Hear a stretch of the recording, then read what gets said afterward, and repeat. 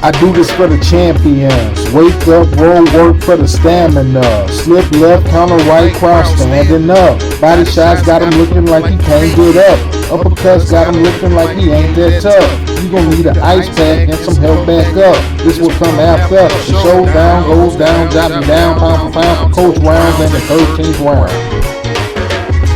Fight fans, this is the 13th round where we discuss all things boxing, boxing. And today we have a very special guest joining us. This man finished his professional career undefeated and is now training some of boxing's biggest superstars, more notably Terrence Bud Crawford. This man has walked the walk, so we can call him Mr. Talk That Talk. Ladies and gentlemen, I present to you Mr. Bernie the Boxer. How you feeling, Mr. That's right. Yes, sir. Shoot, shot him up, Bernie. Yeah, man. Yeah, man. Appreciate you, man. Appreciate you. They say I need an update on that Chevy. She in the garage. She doing good. Appreciate everybody in the chat, man. Everybody in the chat, man. Appreciate you for having me on, Rounds. Yes, sir. It's yours truly, Bernie the Butcher. Man, I say, did you miss me? So we do, man. Belly, what's up, Belly? What you know about this? Look at my cuz. He didn't pop in. Okay. They follow me where I go. I appreciate that. Yes, sir. You better know it. Look. If you don't know boxing and you don't know real boxing personalities, this is one you about to get a real interview. Bernie ain't cutting no corners, and that's why we got him here live with us. Yes, sir. Appreciate you, family. Sunset, I see you. Yes, sir. Appreciate you. Yeah, that's 73 Chevelle SS. That's what it is. 73 Chevelle SS on Gold Days and Vogues. You better Red know Line Anniversary. Heavy Chevy. You understand? Here we go. So, Bernie, I want you to let the world know, first and foremost, who is Bernard Davis and how did you find the sport of boxing? Well, me, I'm a simple fella. That's who Bernard Davis is. I'm a simple fella.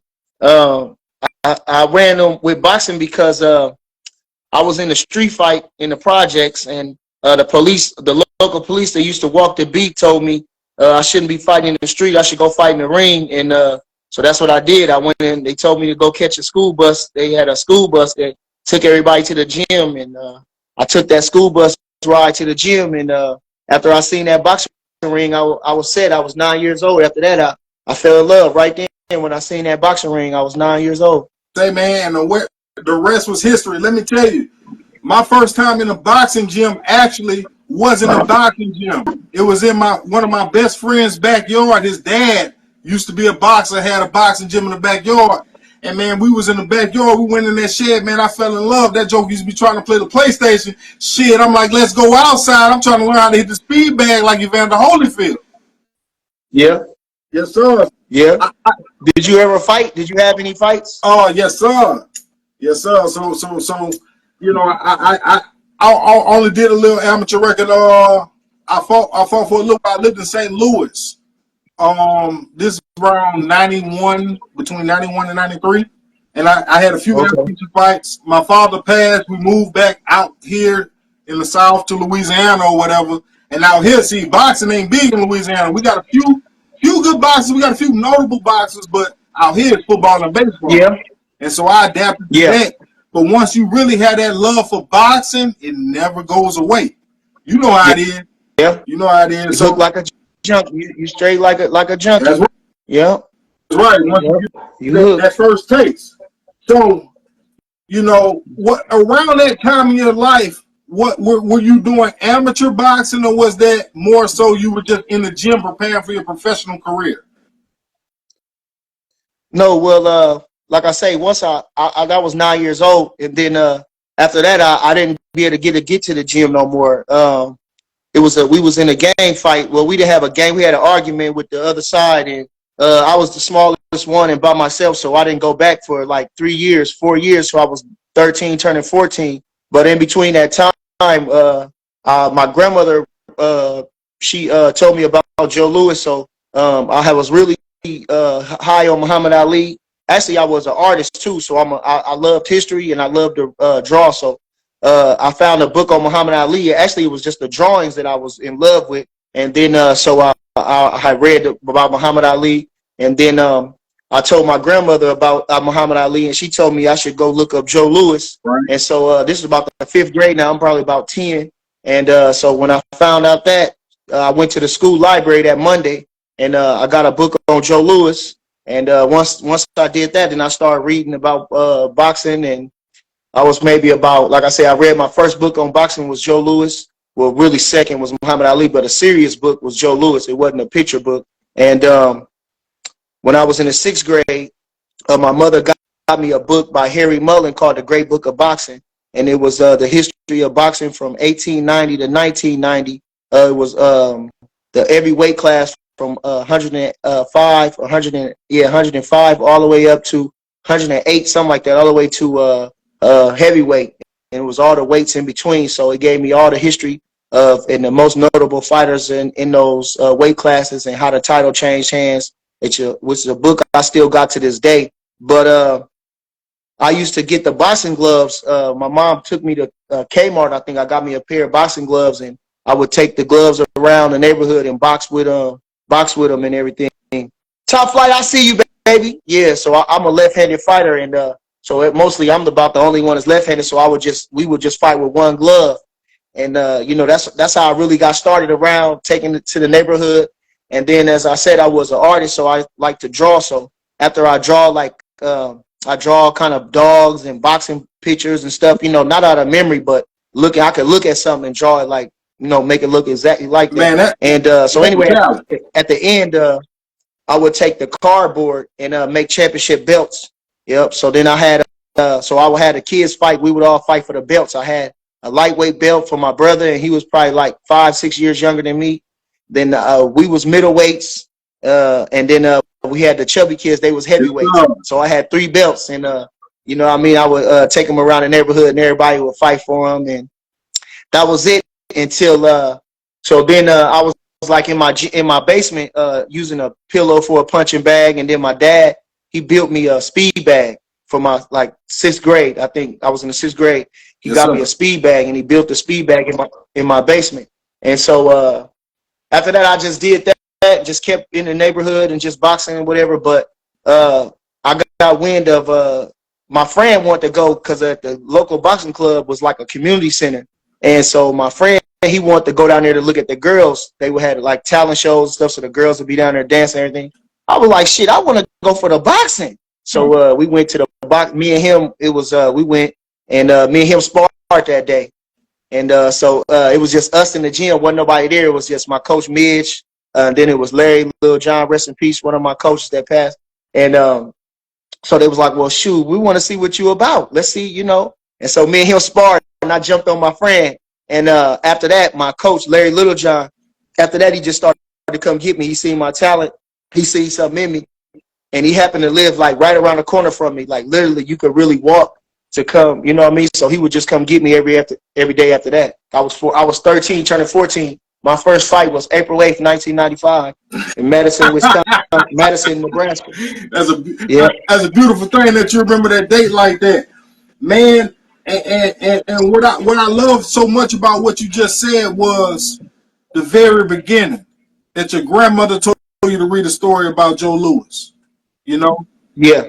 So it's bigger than you. Your grandmother told you to read that, and that's for a reason. Especially with somebody, that's for a reason. You're doing. Yeah, she. What's up, champ? I see you got Bud in here, my boy watching me. Like I said, yeah, she. It was a story that she used to say.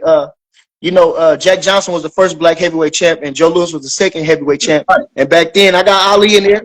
And everybody used to, you know, they was big time back then. You know, they really was heroes.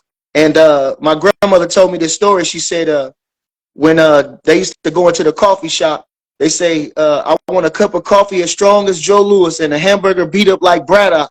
And at the time, I didn't know who Braddock was, you know, so right. I just like the way she said. But, you know, of course, that was Jimmy Braddock, the Cinderella man who Joe Louis knocked out for the heavyweight championship. Yes, sir. Yes, sir. So that first fight, you told 1995, right? Yeah, 1995, So April let's 8th. fast forward a little bit. Let's go up to 2005. You have your first actual professional fight. Am I correct? Yes, sir.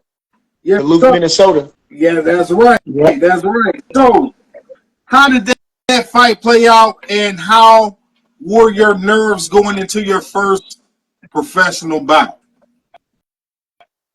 It was more like a matter of fact, like I had been in amateurs probably 10 years, so I was already ready. I've been sparring with pros. I had been around a little bit, so I was ranked top in the nation, and I was just ready to go. It was more like a money thing. It was more like now or never. We had a small town with boxing. Even though it's got a rich history, it was still like still waiting on something to come big. It hadn't none been in big in years, so it was like, I'm coming from the ground and coming from the Midwest. I didn't have like nobody to really like it wasn't no big following. So I turned pro in Duluth, Minnesota. And it was just like, now let's go. My coach has been putting a lot into me. I've been putting a lot in this thing. And, I think I got a good chance to be somebody in boxing. So, we just turned pro.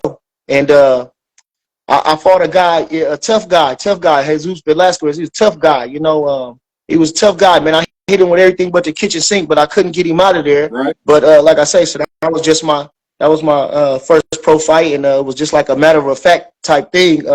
Actually, I felt kind of bad after the fact because boxing is a dirty game, especially when you are on them type of levels, Yes. And I didn't like the way the promoter. I didn't like the way the promoter treated me after the fact. I didn't like the way he treated, so I had to kind of get on the promoter's ass. And then the guy I was fighting, he, when they put you in there, they put you in there with a guy, somebody that you should beat, and that was the case, it was like a showcase type of thing. Right. And, I did what I was supposed to do to him. And again, you never know what's going to happen when you put on those gloves, because I done that before too. I'd have been overconfident. I done been in there with a person where I thought that I should win. And, I done got jumped on. So I wasn't taking no chances. But once I dominated this guy, I seen him with his family, and had the wife and the baby, and I felt real bad. I didn't like that. So at the end, I wasn't like a joyous occasion. It was like nothing super spectacular as far as the celebration. It was more like I say, I had to cross that threshold if I want to be bigger. Right. And like I say, even after the fight, I said, well, next time we're gonna step it up. That's what I wanted. I needed better competition. I knew that I could be I'm a good fighter, and I needed better competition. Even though it was somebody I could beat, I could still handle somebody better. And that's right, man. I tell my fighters all the time, it's a big difference in mentality when you coming from amateurs to pros. Professional is more of a, I hate to say it like this, but a kill mentality. You know what I mean? When you're in the ring, in between those bells of the referee warning you, is more of a kill mentality than in the amateur boxing ring. In the amateur boxing ring, you can get an 8 count and you're not knocked the fighter down. You hit him hard enough, that referee is going to give you an 8 count. Yeah. But in the professional ranks, you actually can really hurt a guy and change his life. So, that is very interesting to hear you say that in your first fight, that you felt that way after getting the victory.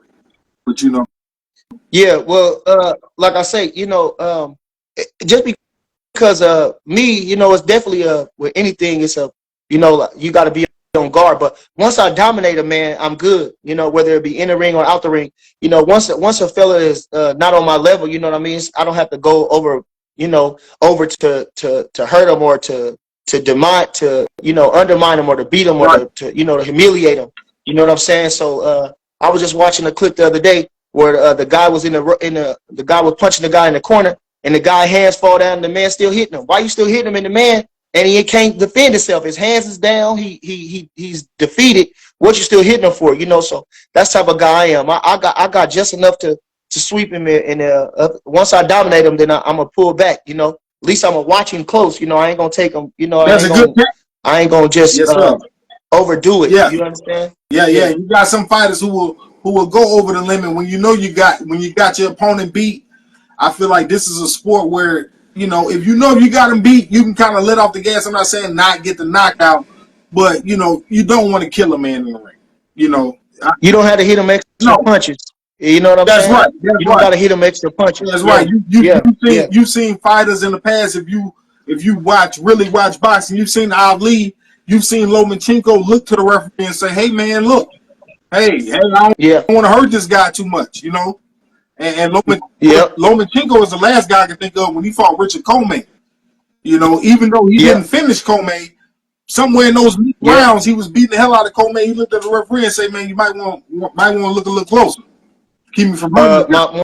One of my one of the most funny, best ones I can think about was Roy Jones. I think it was Brian Brannigan. Oh, yeah. Roy Jones was Roy Jones. He looked at the referee. He told him, "Hey man, what man? Do something, man. Well, look." The referee shrugged his shoulders. So Roy shrugged his shoulders and went in there and knocked him out. Though it was sweet. It was nasty. Roy Jones did that. Yeah, Yeah, yeah, yeah. What else you got to do to stop the fight, ref? You know, and you know that ain't on a fighter. I hate to say it like that, but it's not yes, on a sir. fighter at that point. At that point, that man is in there to do a job, and he gonna do it. So Yeah, let's fast forward again. We are going towards the end of 2014. yeah, Between 2005 and 2014, there was a quick stint in your career, yeah, about 8.5 years. Can you elaborate on yeah, that? yeah, yeah. Well, like I say, I turned pro '05, and then you know, I had some things just wasn't going right in my life, far as the boxing, far as the way the team, you know what I mean. We couldn't come together, and I was in the streets myself. You know, I was a gang member at first, and well, always a gang member. Lord bless me, but you know, I was selling, and so I was in the streets. You know, and that was always like a hazard for me because I had got in a couple troubles in between them. You know. Right. A couple scares from 14 on up. I was getting little gang troubles. I was getting a little running law with the law and stuff like that. So it was almost like I got talent, but it's other things going on against me. That's fighting against me. You know what I'm saying? I live a street life and stuff like that. So then I wasn't getting the opportunities. You know what I mean? Like I say, I wasn't really I didn't have no big following or nobody to really push me. So like I say, I wasn't getting no fights. Wasn't no real fights to be made. And I stepped around, tried to do something, but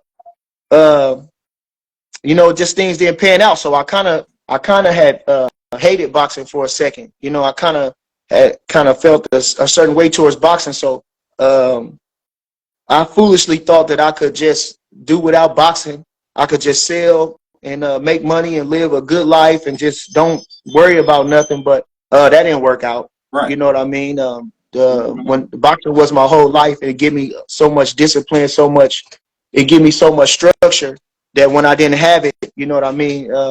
Like I say, my life started to slowly fall as other things started to get in the way. I'm like I say, I'm in the streets. And everything that goes along with it. Like I say, I'm battling women. I'm trying to juggle women. I'm trying to, the dope game. I'm juggling that.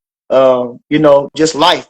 Just in general. Right. So that's what was going on with me in that time. But when I realized that I needed boxing, I still didn't think about being a boxer no more. But I wanted to go to the gym. So our gym had dismembered too. So the gym that we come up in, we all got we all they kicked me out the gym. They kicked Bud and Bo and everybody else at the gym. And so we was kind of kind of lost, you know what I mean? That was our home. And they went to a gym that I was too loyal. I felt like too loyal to go to, you know what I mean? Like I tried to go with them, but I just didn't have a love for boxing yeah. But like I say, I didn't have the love to do it, to stay even with them, even because they was there. So, you know what I'm saying? But again, so then I eventually just made amends with my old gym. And so I started to go to the gym and I started to work out and I started to feel better and my life started to improve and I started to get myself together. And yes. So, but around that time, like a little bit after the years went by, then Bud, he kept going. He kept growing and doing what he was doing. And finally, he just landed the big fight. He finally got his big chance. It was holding him down for a little while. And he got his big chance. And actually, they came and trained for like the last week or something at our old gym. So it was nice. And once he got his gym, though, I decided to go to his gym because I felt I just felt right at home. Now it was our gym. So once I did that, and I was in the gym working out, and things just kept going, and they found out that he gonna fight in the hometown. I said, well, Bud, can you get me on the card? And he said, yeah, just like that. And during that time, everybody asking me, when you fighting, why you not fighting, or this or that, you know what I mean? Right. So I still was only probably about 30 years old, 32 years old. I was still, I was being an old man, but like I said, I got a young face. So everybody like, Bernard, when you gonna box? When you doing this? When you doing that? So like I said, and my mother always asked me too when I was gonna fight. And she was involved in an accident. I was 19 when I graduated high school. My mom got in a bad accident, and she just knew I boxed, but couldn't remember, coming to my fights or whatever. But she just knew I was a boxer. So she always asked me, Bernie, when you gonna fight? When you gonna fight? And it used to drive me nuts, you know what I mean? Because I wasn't boxing. You got to go fight.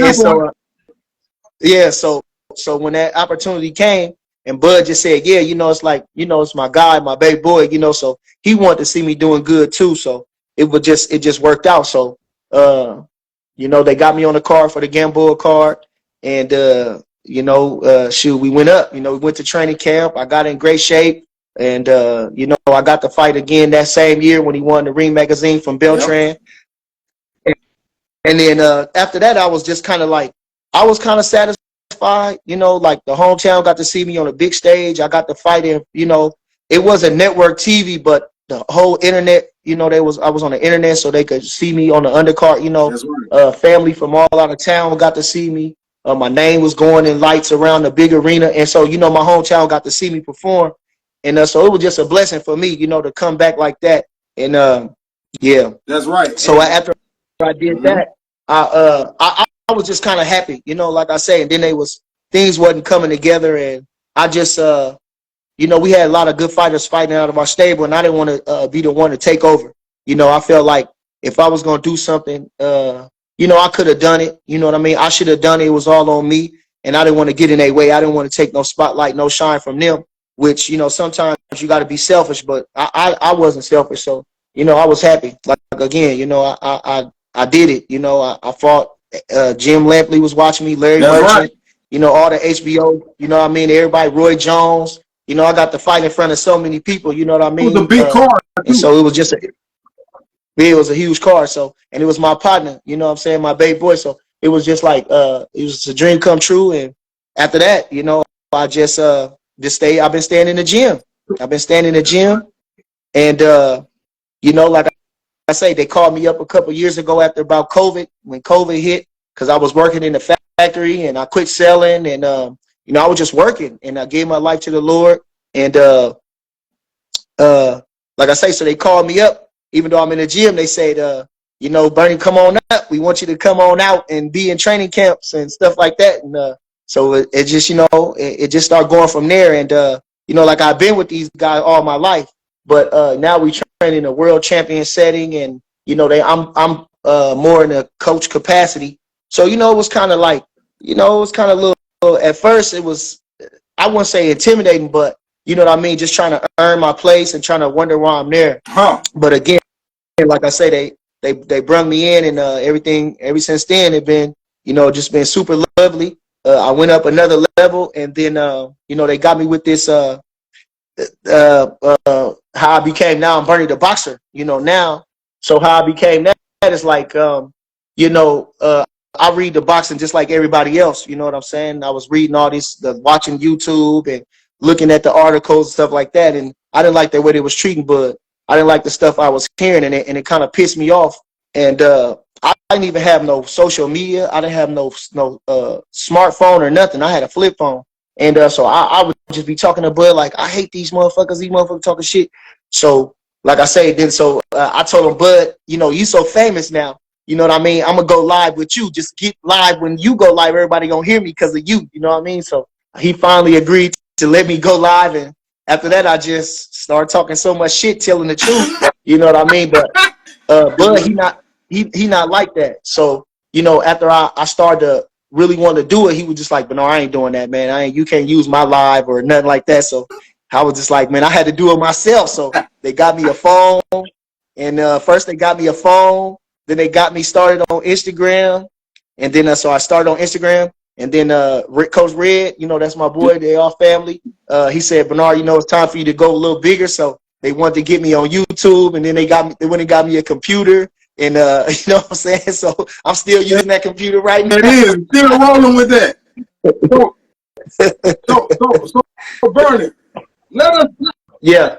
I want you to let the world know about some of the boxing talents that you have really been hands-on with and been instrumental with that are really coming up in the world of boxing today. Man, this is crazy because all my people joining in. You must be kind of popular because I got so much people in here that all my people that popped up.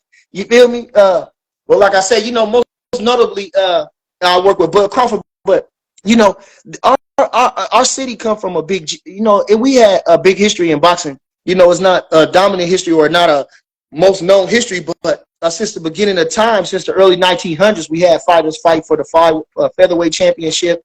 You know, we had a big boxing was a big thing around here at the turn of the century. You know, we had. Hold on, Bernie. Let me ask you this, because we never stated. I know you said Midwest. Are we talking about Nebraska? Yes, sir. I'm just making yes, sure. I'm talking only about Omaha, Nebraska. Yeah. We had like I said, we had fighters fight for the featherweight championship. I think we had a fighter fight Terry McGovern for the featherweight championship.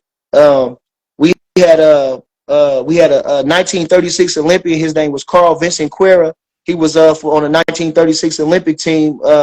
He fought a light heavyweight. I think he turned pro. He ended up fighting a couple of notable heavyweight guys. We had Joe Parks, who fought Joe Brown, Old Bones from your hometown, the oldest I think he was the oldest lightweight champion at the time. Right. Joe Brown. Yes, sir. They called him Old Bones. We fought a draw with him, and what else we had? We had two guys from here. We had Art and Fer Hernandez. They fought Sugar Ray Robinson. He was on the back end, but you know they used to come through this town. Joe Louis come through this town, and them two brothers. They was National Golden Glove champ. At least one of them was, and they ended up beating Sugar Ray Robinson, you know, on the tail end of his career.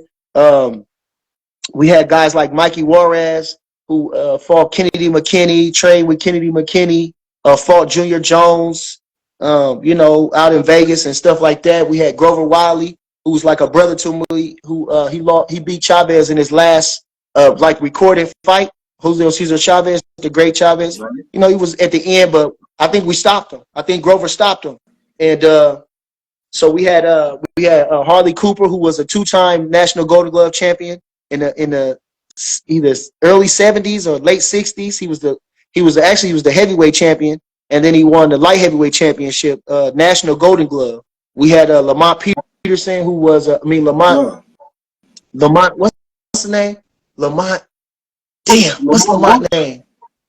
Fuck. No, he from DC. Lamont. Fuck. Lamont. Damn, he gonna kill me for his name, but Lamont. He was a knockout puncher. He was National Golden Glove champion. Fuck. Why can't I think of his last name? But big old Hulking he knocked everybody dead. Lamont. What the fuck is his name? Bud. What's his name? Lamont Kirkland. Okay. Lamont Kirkland. Yes. He was the National Golden Glove champion in 1980. We had Courtney Kellogg, who was on the United States boxing team and fought around the world with Mike Tyson. He was on the same national team that Mike Tyson was, Courtney Kellogg. You know, we had Dickie Ryan was a heavyweight. He knocked out Brian Nielsen. Brian Nielsen was like 48-0 at the time from Denmark. But he was gonna fight Mike Tyson before that, but Dickie stopped him. So I think he still ended up getting that fight because we rematched them and lost. But you know, yeah. I didn't know Nebraska was putting it on like that. Matter of fact, when I think about it, man, I was only naming a few, and then when people think about it, you name Bud, you might have a few of those names in the name, but man, that is a resume of fighters from Nebraska. That is a hell of a resume. Kellogg was a hell of a fighter. He was on the United States. He was on the world team. I think he either won the gold medal at the Worlds or something at 15. I think he was 15. And like I said, he was on the same team as Mike Tyson. So like I said, we had a lot of guys. Especially from our gym, and it was a place called Hawks 1140 Gym. You know, it's a lot of talent, and just like anything else too, you know, fellas get lost in doing whatever. You know, they might have talent in boxing, but you know, whatever they doing, they in the streets. They, you know, life come on against them. You're arguing with the coach or the manager, or you know what I'm saying. There's certain things that set you back. Also, when I'm thinking about that, we had another fella, James Shelley, Jimbo. He was like 15-0, 13-0 or something. Had fought on ESPN. I mean, we had so many fighters, you know what I mean, and guys that want to win and be champions, you know, to kind of look forward to, you know, not always maybe not successful or won everything, but, you know, we wasn't too far. And, you know, I was one of the guys that wanted to break that mold. So I think that watching me train and watching my grind, you know, it inspired a lot of people. And, you know, Bud was one of them. You know, I met him when he was 7. And so, you know, with me, like I'm saying, the way I'm trying to carry myself and trying to be somebody, I think he looked up to that. And so, you know, I was like a big influence on him. And, you know, we worked together. And again, you know, he taking the mold from me. He wanted to be somebody too. So, you know, he definitely wanted to overtake me. He seen my skill set and he wanted to, you know, to surpass that. And so he was avid in what he was doing with trying to get better as a boxer. And, you know, it was just that, you know, we was in a, you know, it was just a real competitive gym. And, you know, so, you know, just like I say, so when I tell Bud, like what he did, I feel like all the ancestors came together for him, like in the power, you know what I mean? Like in everything that we done in our name and our power is just like, it's somehow, it touched him somehow. You know what I mean? It just give him that much more. So I don't, again, he didn't just come out of nowhere. So let me ask you this. Do you recall the day you actually met Terrence Crawford? You know, yeah. How did that relationship cultivate and what does it mean to you? Well, like I said, you know, I had already been boxing on the streets. So when I met him, I had my little brother. We was together too. My brother, he used to train with me and everything. You know, of course, my little brother. And my first day at the gym or the second day at the gym, we sparred and everything. Bud sparred my brother, and my brother outboxed him. But Bud, you know, he was tough. He didn't give a damn, you know, and a lot of people feared my brother. You know, they was only, 7, 8 years old. But, you know, so because Kobe could box. But Bud, he didn't give a damn. You know, he got outboxed, but he still wanted to fight and still wanted to come after Kobe. And still the next time he wanted to spar with Kobe, every time he wanted to spar with Kobe. So, you know, I just liked him because of that. I'm like, this little dude tough. Right. I like this little dude. Right. And he was just tough. You know, he hadn't really learned no boxing yet. But, you know, that was just it. I just liked him from that. And we always, you know, when you go to a boxing gym, you become like a family anyway. So, you know, we was all like just a family, everybody in the gym. And then he got kicked out the gym. Bud got kicked out the gym. Okay. And as he got kicked out the gym, I steady kept going to the national tournaments and, you know, fighting and everything like that. But, you know, I would see him around the city sometime, you know, and like I say, I seen him one time. He still don't believe me. But like I said, I seen him in his neighborhood, and he was just like, man, I ain't with boxing no more. I don't care about boxing. I play football. And, you know, he basically like said, I ain't really care about boxing no more. So I would just, you know, it was just like that. But a couple years later, you know what I'm saying, he turned back up. And it was after that, you know, he just took off from there. Like maybe like the first year he came back, I want to say he was national champ. He was the novice champion. He was the novice champion. Like I say, he had been in the gym boxing, but he was just a tough boxer. He was been boxing, and like I say, he was still only 12, right? Right. And but you know, again, and I'm the hopeful. You know, I'm like the king of the gym, they call it. You know, I'm the best young fighter in the gym, and probably like an older one too. But you know, we go to the tournament, and somehow I lose the tournament. No, I didn't win. Whatever, they robbed me or whatever. I just lost. So, but he the only one that won. So he's 106 pounds, and he fighting for the novice championship at 106. Now it's just novice. It ain't no people. And right. He like I say, you know, they just beginners type. They only got a certain amount of fights, 8 fights, 7 fights, some 5 fights. So, but anyway, he fighting for the championship. So he switches southpaw and knocked this guy dead, man. He switched southpaw and the guy was attacking him. And just like he did Gamboa, he turned southpaw and hit him with the right hook and knocked him out. And the dude was really like out, you know what I mean? Yeah. And Bo was the referee at the time because Bo used to train us and he was a referee, you know, and so he refereed that fight.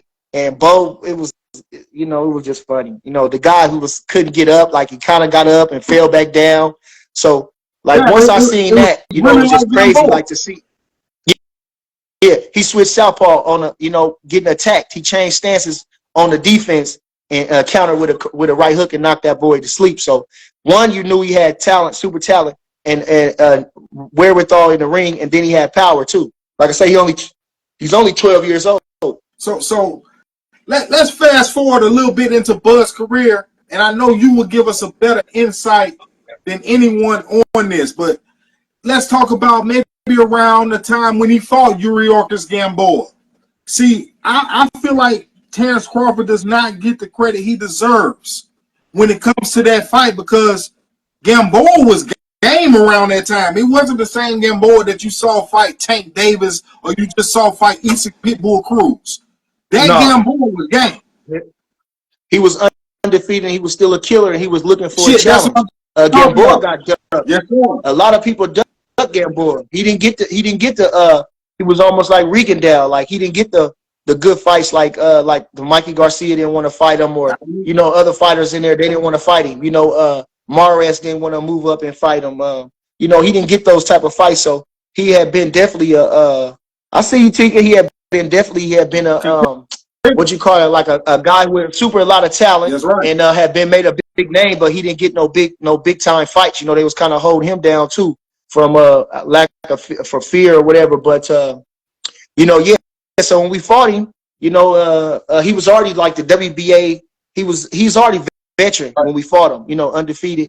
But he was the WBA. He was actually been fighting in the lightweight division already. He was the WBA whatever champion they had, interim or regular or some shit type of champion like that already when he fought Bud. So he already had a minor title when he fought Bud. And they made us fight him. They made Bud fight him. They told him he had that's who was going to be in his first title defense was going to be Gamboa. You know what I mean? So of course he took it with no problem. We used to go watch Gamboa. You know what I mean? We used to shake from spots and go sit up in front of the TV and go watch him. So now here he is fighting I wouldn't say a hero, but somebody that he looked up to. And of course he took that fight without a second thought. And so and after that, I believe that Jose Benavidez fight was a little bit after the Gamboa fight, I believe. And then Benavidez that was right after. The Benavidez fight was way after. Yeah. Way after. We was lightweight champ. That was the first title defense of the WBO title. That year we won. We beat Ray Beltran, who was #1 contender, who everybody thought beat Ricky Burns. So Bud gave him a shot, and we dominated Ray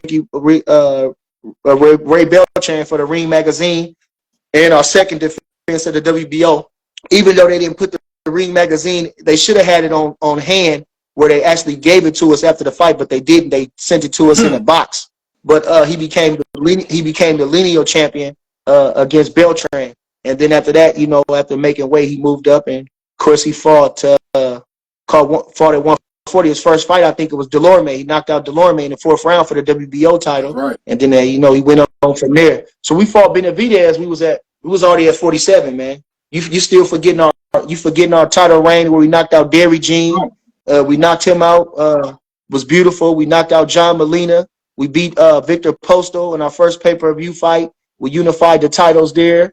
We knocked out, you forgetting that we came undisputed. We knocked out Ndongo, you know what I'm saying? So to capture all the titles at 40, and then we moved to 147. And I think he might have been our so he might have been our first title defense after we knocked out Jeff Horn. Yep. That's right. And ever since y'all beat Jeff Horn, that's when we start seeing a shift in momentum. I don't know if fans can remember around this time, PBC was really on the rise. They were kind of getting fighters from everywhere, from Golden Boy. They were just Al Heyman them. They were getting the fighters. They had the stable, And right around that time, Terrence Crawford got that belt, and that's when the other side of the street was created. Yeah. Yep. So now we got a whole other side of the street that Terrence Crawford got to try to get to, just to try to get fights, man. And you know, at that point, at first it wasn't obvious to me. It wasn't obvious, you know, from let's just say if I'm looking at it as a fan, I didn't notice how he was being kind of locked out of the welterweight division until I don't know what fight I was watching. It was Errol Spence fight, and they put up top welterweights. And yes, sir. I want to say they had up they had up Errol Spence, might have been Keith Thurman, Sean Porter, Danny Garcia. Terrence Crawford got the belt, but he not on the picture screen. You understand what I'm saying? They had Mikey Garcia up there instead of Bud Crawford. Mikey Garcia wasn't no champion. This joker don't even campaign at welterweight. You see what I'm saying? No, he had just he would just said he was gonna fight at welterweight, and they already had him up as a top welterweight. So never had fought at welterweight. That was the first. I can't remember what fight it was, but it was the first time I say, man, what is PBC talking about? I say, shit, but Crawford got the belt on the other side. Shit, he at least need to be up there, but they didn't even want to mention my man's name. You know? Yes, sir. And that went on for years. So when people, yes, sir, when people talk about why that fight with Errol Spence and Terrence Crawford failed to materialize over all those years, it can't be Terrence Crawford's fault, because obviously this man is chasing greatness, all the belts on this side. He's trying to fight anybody who can on this side. He was calling out Keith Thurman. I remember he called out Danny Garcia. None of them guys wanted to fight. None of them guys wanted to fight. None of them guys wanted to fight Bud. And, you know, I don't know how. It seemed like Earl was a little reluctant to fight Bud, too. I don't know about the negotiations, but what made me feel like that is when that fight did materialize, when you see Earl in the lead up to that fight, he looked timid.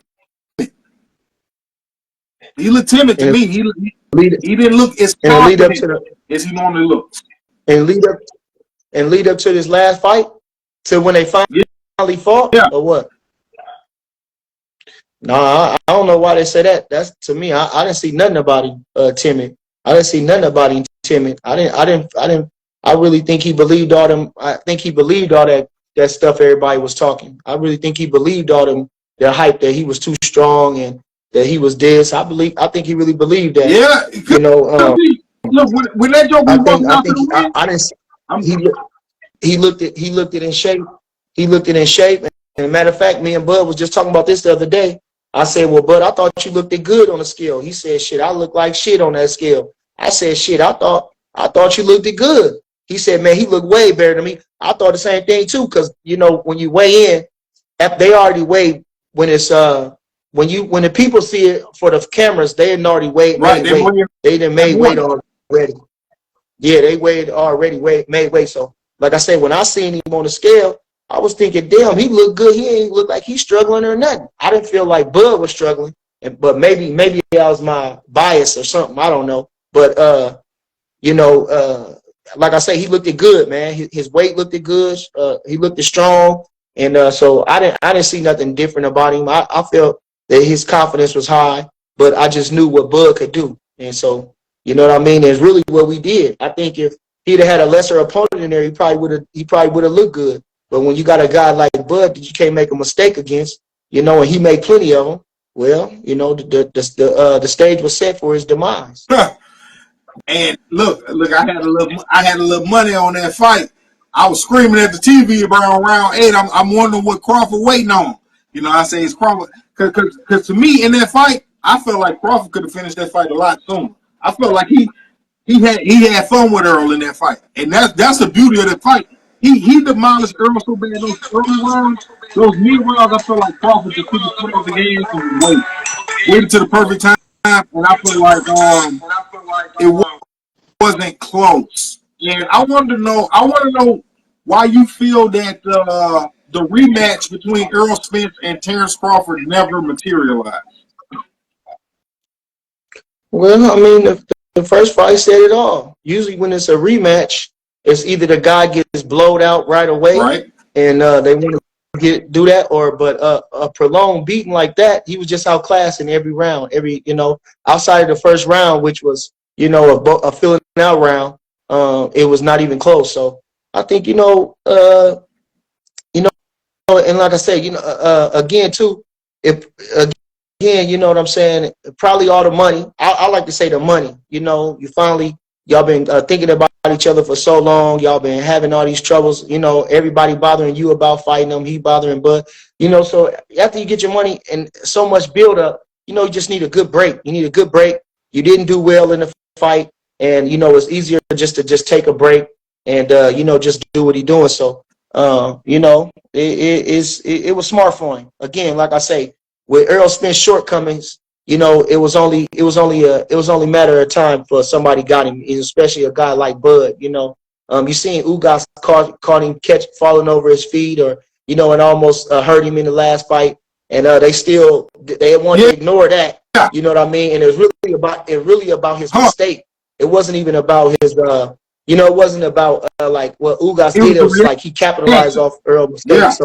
So when he did that, like I say, he did do good. He did wear the man out. But again, you got Bud again, who's a technician in there, and we just took advantage of everything he did. He took it off balance, falling over. Bud just took advantage of him, man. So I think he didn't see no other way he could fix that to beat a guy like Bud Crawford, and he's stronger than you thought he was. Oh yes, that was very resonant in those first early rounds when Spence tried to come in and Bud pushed him off like it was nothing. Bud looked like a brick wall. Yes, sir. From that point on, I mean, it was the perfect camera angle. Bud pushed him off. I said, shit, this fight over. Because Spence was on being able to bully Bud around the ring and force the issue. But shit, once he couldn't bully Bud around the ring and Bud control that distance, and southpaws give hitting with them snappy jabs. Hitting with them snappy jabs. Turn that angle on that boy. The adjustments that Bud had in the ring against Spence. Spence was banking on going out fighting the same fight that we used to see. And one thing I wanted to echo on is in that fight with your Dennis Ugas, when Errol Spence was hit, we see him make a cardinal mistake. The referee never called a break. He took his eyes off Ugas, started leaning to the ground, and then his excuse was that he was looking for his partials, right? He thought he was looking for his partials. What the hell are you going to do? Pick him up with boxing gloves on? You in the middle of the round. I felt him, though, when he said that, though, because, like I'm saying, I felt him, though. You know what I mean? It's like, damn, this nigga just knocked my real teeth out. You feel me? Like, I didn't, my whole, I'm super embarrassed. You know what I mean? Fuck getting hit. I ain't even hit. But I know my shit my shit that went out. And I want to say that too, because it make me think of this. I was arguing with my old lady one time, years and years ago. And, we was in a heated argument, man, and like I say, I wasn't always the best fella, and I've been in some struggles. We are. And like I say, so it's a domestic affair, and what I'm saying, I must have bit my lip, and I was rushing over to my old lady, and like I say, hey man, she must have pulled that punch out and punched me in the jaw, man, punched me in the mouth, and my gold tooth, man, I thought my real tooth was out, man, my tooth. As soon as she punched me and my tooth went, I thought, man, I forgot everything. I went up, I thought it was my real tooth. But it's my gold tooth. So like I'm saying, what I'm saying? It's like, oh shit.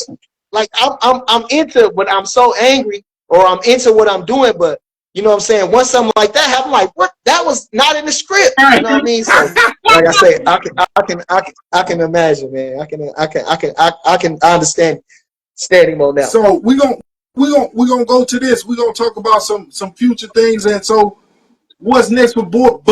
There's a lot of rumors circulating in the media. You hear we've seen pictures of Bud where he looks like he's gained a little muscle mass. Then they got certain. I don't know if it's been confirmed, but I'm hearing that Terrence Crawford might be fighting Chris Eubanks at 160. Yeah. And I'd like to fight, me personally. I think that's a good fight if Bud is going to move up to the 160-pound division or just take a step up in that weight class.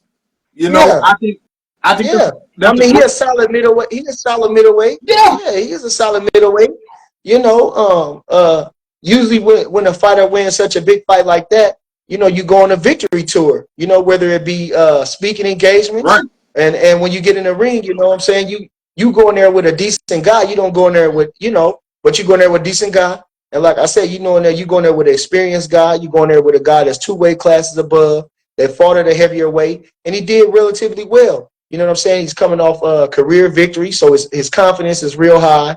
You know, and so it's, you know, like I say, yeah, definitely a good fight. You know, definitely a good fight. You know, acclimate yourself to the weight, or you know what I'm saying, to give you a good measure. You know, definitely. But you know, you got people that don't understand the things of boxing, and then you got the people that they're haters. You know what I mean? They don't.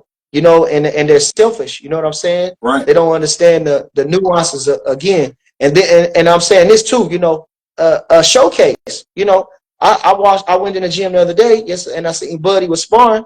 And like I say, when you watching Bud, you watching the best. You know what I mean?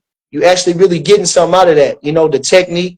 You know, the skill that he shows, everything that he does in there. You know, it's just fun to watch. A lot of guys you can watch them spar. They ain't worth watching sparring. But Bud is a study everywhere you go. So again, you know, when you watching Bud, you're watching the best. And again, you know, you're gonna see how he gonna break this guy down. And Bud Crawford is one of them. You know, like I say, if you go studying, you be like, look what he did, look how he did that, look what he did. Why would he do that? You know, why this what he, you know? So it's a learning lesson when you're watching Bud. So again, it's a showcase, almost like I tried to say with Sweet Pea Whitaker when he fought a guy named Gary Jacobs. You know, Shane Mosley with Jesse James Leha, who was a 2-time world champion at the time when Shane fought him, a veteran, you know, an older guy, but, you know, it was a showcase fight. And, you know, Shane, you know, did what he's supposed to do. You know, so it was things like that, if I can say that, you know, a showcase fight, you know. Mayweather against Justin Juco, you know, he dropped him with the double right hand, you know what I mean? Put Juco out in the 9th round with the double right hand. You know, showcase fights. You know, you get to see what these guys, you know, they showcasing their skills, their talent. It ain't just like they standing there banging. Like I was arguing with these guys, like a Sean Porter, Keith Thurman fight. It's an entertaining fight in a fight that I'm watching right then because they banging. If I watch two 15-year-olds, if you know, not trying to be a role model or nothing. If I'm just watching, if they just throwing punches, I'm gonna watch that shit. I'm gonna be entertained. You understand? But am I gonna go back and rewatch that shit? No. Right. So like I'm saying, when you watching, like I say, with a Bud Crawford, any of them fights, you can go back and rewatch them because you can learn something. You know. Man, one fight that I don't think Bud Crawford I think they overlooked it because the Errol Spence was looming, was that David Avanesian fight. When you watch that Bud Crawford against David Avanesian fight, to me, Bud was so damn sharp in that fight. That knockout was beautiful. It was beautiful. It came out right out. You know, you couldn't have wrote it no better. He knocked the man dead, right? Shit. They was controversy about the gloves. They was going, which ain't the first controversy. This ain't nothing new in boxing. Right. But whatever they say, well, we're gonna wait to the next round to change the gloves, and as drama would have it, you know, Bud ended matters before that could happen. So, you know, I think it was Bud Crawford is you know, again, you know, I'm a lot older than him, you know, 6-7 years, and you know, I've always been a little older than him, but you know, he's matured into a solid man, you know, a good father, you know, a true professional, and you know, I think a businessman, and you know what I mean. I think that was a perfect move for him. You know what I'm saying? And again, I don't know if the purse was exactly that. I can't say, but they rumored the $10 million purse, but I feel like that made up for the different things that wasn't happening to him, because ain't nobody making no $10 million for no fight like that. And so I think that was a perfect God blessed him in that sense. You know what I mean? In a way, he's doing right, moving right. And you know, like I say, Avanesian was a guy who was a decent fighter, but again, he was in talks with Errol Spence and them, but they wanted to try to control everything, where you know, keep holding him, and he wanted to fight. He had in his mind what he wanted to do, and so I'm not gonna let you guys freeze me out or sell me a dream and keep holding me back. So you know what I mean. The Black BLK Prime came through with the offer. You know, fighting a guy ranked in the top 10 in the Ring Magazine rankings, and you know what I mean. We stopped him. We stayed busy, and you know the rest is history. So you know, I think it was an excellent move on Bud. And again, you fighting a guy that been around. You know what I'm saying? He ain't just you know, fighters, they make it look easy. That shit ain't easy. No. I don't care who it was. That shit ain't easy. That shit ain't easy. Never. They make it look easy.